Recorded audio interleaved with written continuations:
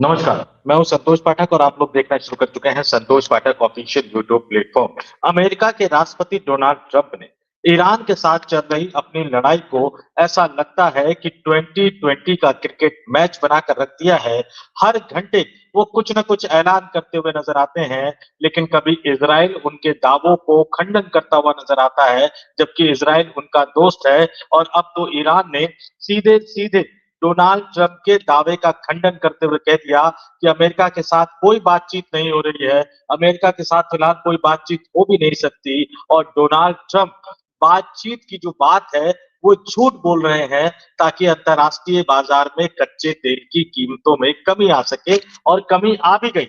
Donald Trump के 5 दिन तक हमला नहीं करने के बयान के बाद, डोनाल्ड ट्रंप के ईरान के साथ चल रही बातचीत की अच्छी और सकारात्मक दिशा में चलने के बयान के बाद अंतरराष्ट्रीय बाजार में कच्चे तेल की कीमतें लगातार कम हो रही है।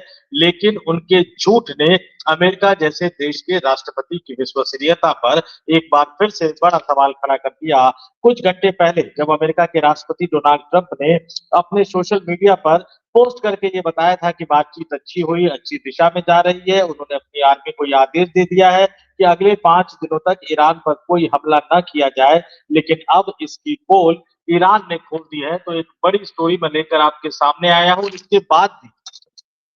इसके बावजूद भी डोनाल्ड ट्रंप जिस तरह का बयान दे रहे हैं, वो अपने आप में उनके ऊपर कई तरह का सवाल, कई तरह के सवालिया निशान खड़ा करता हुआ नजर आ रहा है। और ये बयान कई तरह की बातें बताता हुआ नजर आ रहा है। और इस बयान से क्या कुछ निकल कर सामने आ रहा है और इस बयान से किस तरह की खबरें निकल कर सामने आ रही है, उसके उसके बारे में भी आपके लिए जानना बहुत जरूरी है।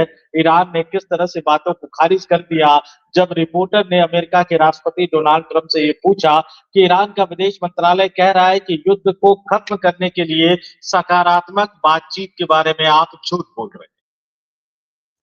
चेहरे पे कोई शर्मिंदगी नहीं। और डोनाल्ड ट्रंप जवाब दे रहे हैं कि फिर उनको बेहतर पीआर वालों को रखना चाहिए। बढ़िया बात हुई है, सभी बिंदुओं पर सहमति बनी है।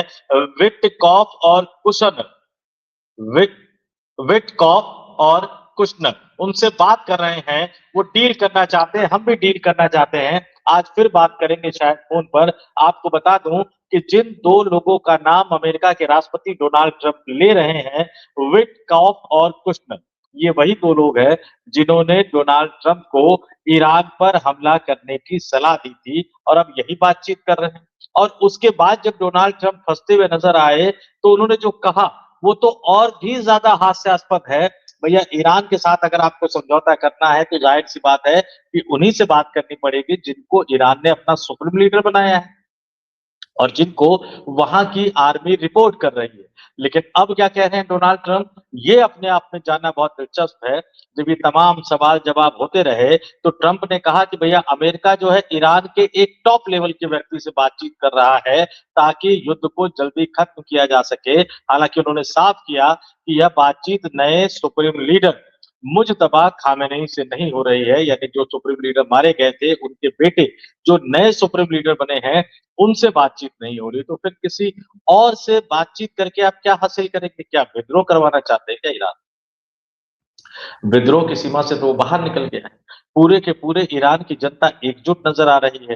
तमाम उपाय, तमाम प्रयास करने के बावजूद ईरान की जनता पूरी तरह से अपनी सरकार के साथ खड़ी नजर आ रही है। और अब अमेरिका के राष्ट्रपति उलूल जुलूल, मैं तो माफ कीजिएगा इस तरह के शब्दों का इस्तेमाल मैं करता नहीं हूं, लेकिन उलूल जुलूल बयान देते हुए नजर आ रहे हैं।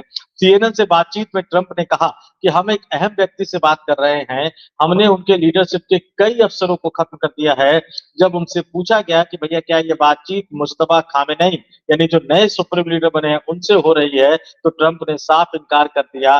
ट्रंप ने यह भी कहा कि मुस्तफा खामेनेई ने उनसे संपर्क करने की कोशिश नहीं की है। तो फिर बिना संपर्क किए की कोशिश किए, बिना ईरानी सरकार के प्रतिनिधियों से बातचीत के ही डोनाल्ड ट्रंप ने अपनी तरफ से 5 दिन का एक तरह से युद्ध विराम करने का ऐलान क्यों कर दिया? क्योंकि गर्दन फंसी।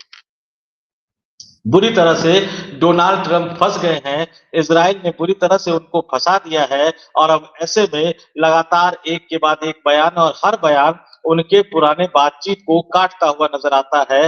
हर बयान अपने आप में अमेरिका को और बुरी तरह से इस मामले में फंसाता हुआ नजर आता है। अमेरिका के लोग समझ रहे हैं, अमेरिका के सांसद समझ रहे हैं, अमेरिका के उद्योगपति समझ रहे हैं, अमेरिका के तमाम लोग समझ रहे हैं, लेकिन इसके बावजूद ट्रंप अपनी हरकतों से बाज नहीं आ रहे। और ईरान ने क्या कहा, अमेरिका के राष्ट्रपति ने जो सोशल मीडिया पर पोस्ट करके बताया कि भाई बातचीत हुई, शानदार बातचीत हुई और अब वो 5 दिन तक हमला नहीं करेंगे, इन तमाम बातों के जवाब में ईरान ने साफ साफ ये बयान जारी करके कह दिया कि अमेरिका के साथ कोई बातचीत नहीं होगी।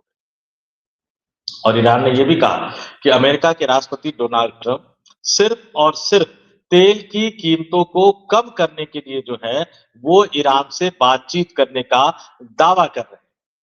ये ईरानी मीडिया में खबर आ गई है, पूरी दुनिया में ये खबर आ गई है। और अमेरिका के प्रतिनिधि जिनका नाम लिया, स्टीव विटकॉफ और जारेड कुशनर, उनके बारे में बता चुका हूं कि भैया उन्होंने ही तो युद्ध शुरू करने की सलाह दी थी। तो अमेरिका के राष्ट्रपति का पोस्ट सोशल मीडिया पर, उसके कुछ देर बाद ही ईरान का यह दावा आ जाना कि ट्रंप के साथ उनकी कोई बातचीत नहीं हुई है। ट्रंप एनर्जी की कीमतें यानी तेल की कीमतें, क्रूड ऑयल की कीमतें कम करने के लिए इस तरह का बयान दे रहे हैं। सीधा सीधा ईरान ने आरोप लगाया है कि ट्रंप झूठ बोल रहे हैं। और उसके बाद जब झूठ बेनकाब हो गया, जब बुरी तरह से फंसे नजर आए, तो फिर ट्रंप कह रहे हैं कि भैया ईरान से डील नहीं हुई तो लगातार हम बमबारी करेंगे, ईरान के साथ बातचीत नाकाम रहती तो अमेरिका हमला जारी रखेगा। तो पहले आपने क्या कहा था? और उसके बाद ये भी कहते नजर आए हैं कि ईरान की नई लीडरशिप में अमेरिका का अहम रोल होगा। ट्रंप ने यह दावा किया कि ईरान में नई लीडरशिप हो सकती है और उसमें अमेरिका की भूमिका भी हो सकती है। उन्होंने यह भी कहा कि वहां ज्वाइंट लीडरशिप यानी कई लोगों की मिलकर सरकार बनाने का विकल्प भी सामने आ सकता है। उन्होंने कहा कि ऐसा मॉडल भी हो सकता है जैसा अमेरिका ने वेनेजुएला के मामले में अपनाने की कोशिश की। ये भूल गए कि ईरान वेनेजुएला नहीं है और ईरान ने जिस तरह से जोरदार पलटवार किया इजराइल के ठिकानों पर और अमेरिका के दुनिया भर में फैले सैन्य ठिकानों पर, इससे डोनाल्ड ट्रंप को ईरान क्या है इतना तो समझ आ ही गया होगा। और इसलिए वो बौखलाहट में कभी बातचीत की बात कर रहे हैं, कभी वो समझौते की बात कर रहे हैं, कहीं वो सही ट्रैक पर बातचीत के जाने की बात कर रहे हैं और ये भी दावा कर रहे हैं कि ईरान ने खुद आगे बढ़कर बातचीत की और दोनों ही देश समझौता करना चाहते हैं। लेकिन ईरान की ना, और सीधे सीधे ऐसा नजर आ रहा है दोस्तों कि अमेरिका के राष्ट्रपति डोनाल्ड ट्रंप गिड़गिड़ाते हुए नजर आ रहे हैं ईरान के सामने कि आओ बातचीत कर लेते हैं, आओ समझौता कर लेते हैं। लेकिन ईरान अपनी शर्तों से पीछे हटने को तैयार नहीं है। पाकिस्तान, तुर्की और मिस्र जैसे देश भी जंग रोकने के लिए बात कर रहे हैं। ब्रिक्स का बॉस, ये ईरान ने कहा था जब नरेंद्र मोदी साहब ने फोन किया था। तो ब्रिक्स का बॉस होने के नाते भारत को भी एक महत्वपूर्ण भूमिका निभानी चाहिए। लेकिन क्या करेंगे आप कि जब हमारे यहाँ के प्रेस रिलीज में कुछ और बताया जाता है और पूरी खबर, असली खबर जो है वो ईरान से जो प्रेस रिलीज आती है उसमें बताया जाता है। तो जब हमारी सरकार हमारे ही देश के लोगों को सही बात, पूरी बात बताने को तैयार नहीं है, तो वैश्विक मंच पर इनसे भूमिका निभाने की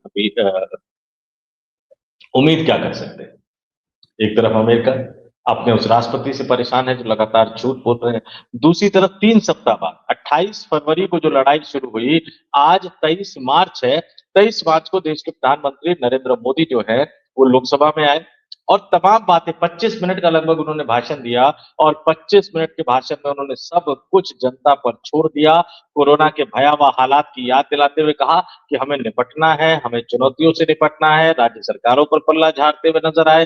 कुल मिलाकर उनके भाषण का लबो-लुआब यही था कि एक बड़ा संकट आने वाला है और इस देश की सरकार ने उस संकट के सामने इस देश की जनता को उसी तरह से झोंक दिया है जैसे कोरोना के काल में झोंक दिया था। उस पर विस्तार से हमने चर्चा की है। इससे पहले वाले वीडियो में जाएंगे तो वरिष्ठ पत्रकार डॉक्टर राकेश पाठक जी के साथ विस्तार से हमने चर्चा की है, जिसमें उन्होंने मोदी के पूरे भाषण को रिपोर्ट किया है। अगर आप चाहे तो उसको सुन सकते हैं। इसमें सिर्फ और सिर्फ अमेरिका का झूठ, ईरान का अड़ना और ट्रंप का गिड़गिड़ाना, ये एक बड़ी स्टोरी लेकर आपके सामने आए थे। इस स्टोरी के बारे में आपका क्या मानना है, कमेंट करके जरूर बताइएगा। जाते जाते अपील करूंगा, संतोष पाठक ऑफिशियल यूट्यूब प्लेटफॉर्म अगर आपको अच्छा लगता है तो सब्सक्राइब कर लीजिएगा। हमारे वीडियो पे कमेंट करके हम तक अपने विचारों को ज़रूर पहुँचाइएगा और अगर आप मेंबर के तौर पर, स्पेशल व्यूअर के तौर पर हमारे इस यूट्यूब प्लेटफ़ॉर्म को जॉइन कर सकें, तो आगे बढ़िए संतोष पाठक ऑफिशियल यूट्यूब प्लेटफ़ॉर्म को मेंबर के तौर पर, स्पेशल व्यूअर के तौर पर भी जॉइन कीजिए। बहुत-बहुत धन्यवाद। आभार। नमस्कार।